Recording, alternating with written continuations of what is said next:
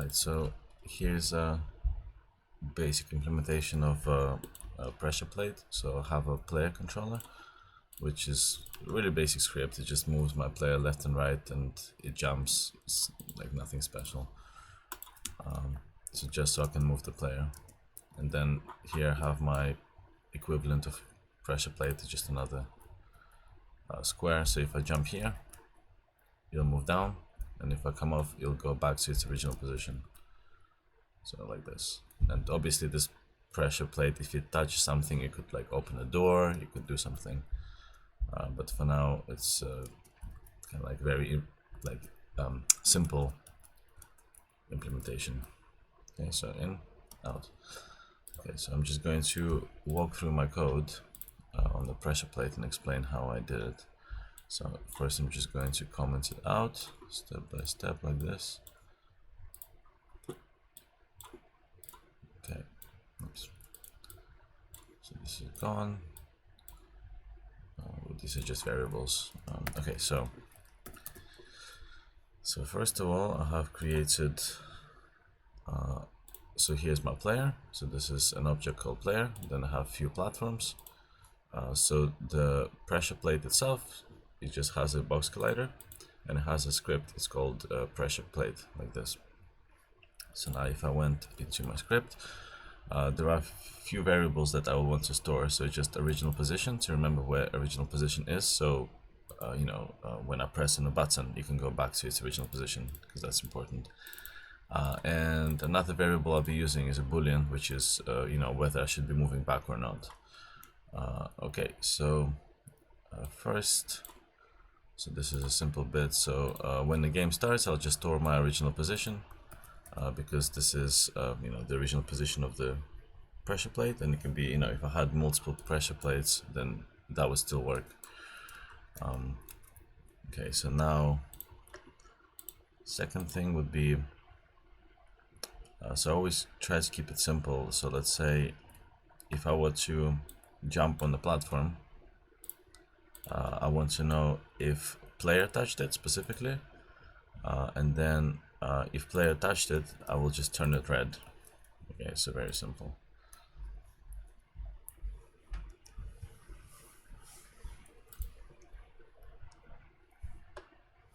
Okay, so here's my player, and it turned red. Okay, so that's a good start. From here, I will come back to this later. So from here, I just want to start moving my platform down. So we have a bit of script here. So this is on collision enter. So this is what happens when I touch the plate, the pressure plate. And if I stay on it, then I want to move it down. Okay, so as long as I'm touching player, the platform will move down, and we'll get to this bit in a moment. So right now it's very simple. I'm standing on a plate and it's moving down. Okay, so now if I jump, so you can see it will move down, but there will be kind of like a bit of glitching going on. I don't know if you can see it. Let me try to zoom in. I'll zoom right back in here. So it's kind of like glitches around, because the object is moving underneath, and the player is trying to catch up with that object. So it's always falling, standing, falling, standing, falling, standing. So you get that effect here. Okay, so we can easily get rid of that effect, this effect here, if I will simply, so whenever player touches the pressure plate, the pressure plate becomes its parent, right? So in other words, I will child my player to pressure plate, so basically like this, so it will become part of it. Because the moment I'll do that, I will get rid of that glitchy effect. So let's just see if that works. Okay, see, it's smooth. Okay, the only problem now is player got off the platform, but player is still part of the is childed to the pressure plate, right? So we need to unchild it on collision exit. So here, so I will unchild it here. Let's remove this bit for now. So on collision exit, I check if it's a player, then I set its player's parent to null, so basically I unchild it, and I just change color to white. Okay, so it should be as simple as that. Let's try this.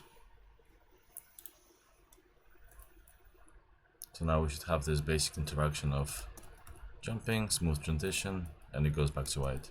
Jumping, smooth transition, it goes back to white. But you know, there's a little problem right now, of course.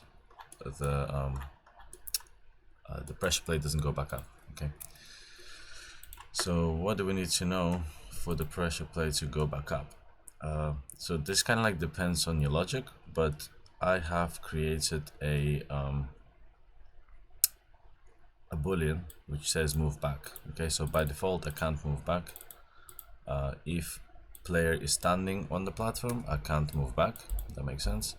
Then if player has left pressure plate, so on collision exit, then move back becomes true, right? And then on update, I just check if move back is true, then as long as pressure plate's position is lower than its original position, it's going to move up, and if it's greater than the original position, then move back will become false. So let's just see how that works.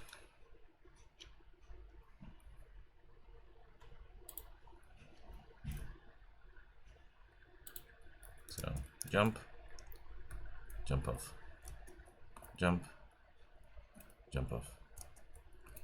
So this is working, and you know, this button can, let's say, touch something and activate something, like a door or a platform or a lift, or I don't know, spawn enemies.